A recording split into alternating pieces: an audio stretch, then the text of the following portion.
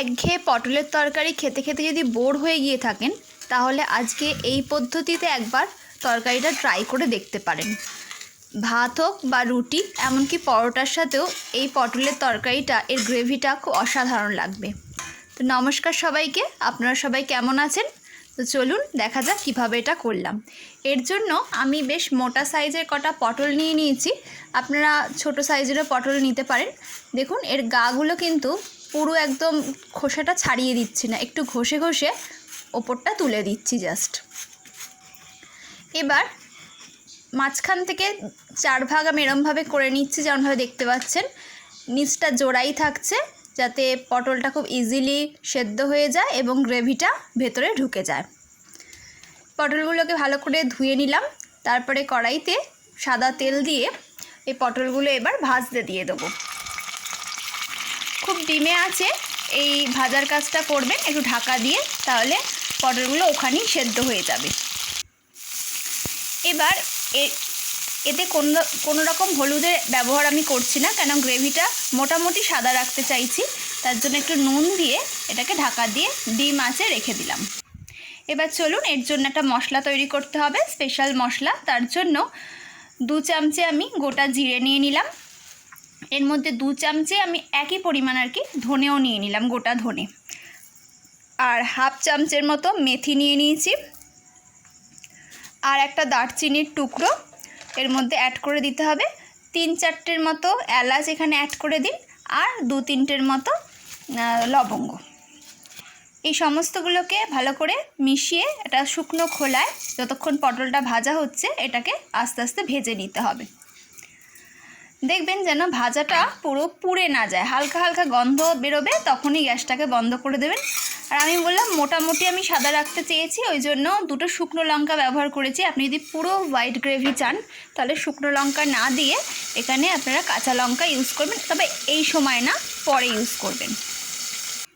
মশলাটা আমার গুঁড়ো করা হয়ে গেছে। এবার দেখুন পটলগুলো মোটামুটি ভাজা হয়ে গেছে, পটলগুলো হাফ ডান এখানেই হয়ে গেছে।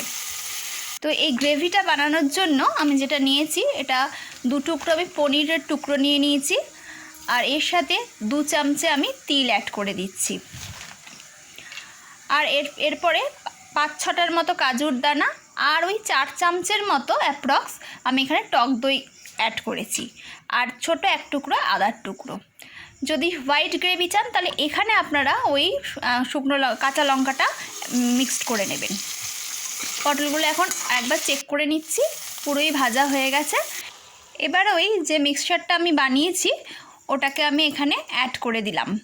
এবারে মিক্সচারটাকে ধুয়ে সামান্য একটু জলও আমি এখানে অ্যাড করে দেবো। অ্যাড করে দিলাম। এবার পরিমাণ সামান্য একটুখানি নুন আমি এখানে অ্যাড করব, কেন খেয়াল রাখতে হবে পটলটা ভাজার সময়ও আমি কিন্তু নুন ব্যবহার করেছিলাম, তাই স্বাদ অনুসারে একটু নুন আমি এখানে অ্যাড করে দিলাম। আর 1 চামচের মতো বা স্বাদ মতো চিনি এখানে অ্যাড করে দিন।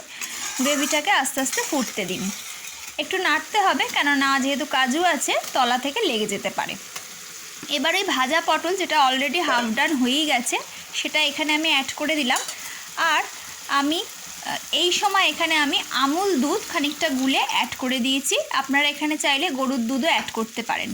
আমি এখানে আমুল দুধের যে পরিমাণটা নিয়েছি সেটা হচ্ছে 10 টাকা দামের যে প্যাকেটের যে আমুল দুধ, সেটাকে আমি খানিকটা জলে গুলে এখানে অ্যাড করে দিয়েছি। আর ওই যে মশলাটা আমি তৈরি করেছিলাম না, ওই মশলাটা আমি এখানে 3 চামচের মতো অ্যাড করে দিলাম। এই সমস্তগুলোকে অ্যাড করার পরে ভালো করে এটাকে মিক্সড করে নিতে হবে।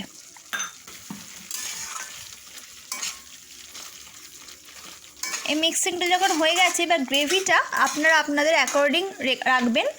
যদি এরকম গ্রেভি চান সেটাও রেখে দিতে পারেন, কিন্তু আমি আরও একটু শুকনো করতে চাই, তাই 1 চামচে ঘি এখানে আমি অ্যাড করে দেওয়ার পর আমি ঢাকা দিয়ে খানিকক্ষণ ডিম আছে আবার খানিকক্ষণ 5 মিনিটের জন্য রেখে দেবো। আপনারা যদি এরম গ্রেভি চান তাহলে এখানেই গ্যাসটা অফ করে দেবেন।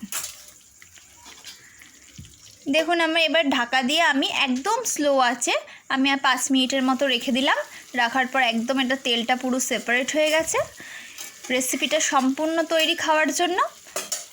আর এই রেসিপিটা আপনারা গরম ভাতের সাথেও যেমন ভাল লাগবে, তেমন রুটি বা পরোটার সাথেও এটা কিন্তু তেমনই ভালো লাগবে।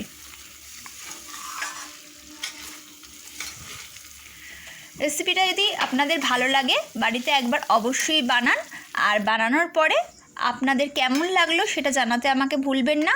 ভালো লাগলে লাইক করবেন, সাবস্ক্রাইব করবেন, আর বেল আইকনটা প্রেস করতে ভুলবেন না। Thank you for watching.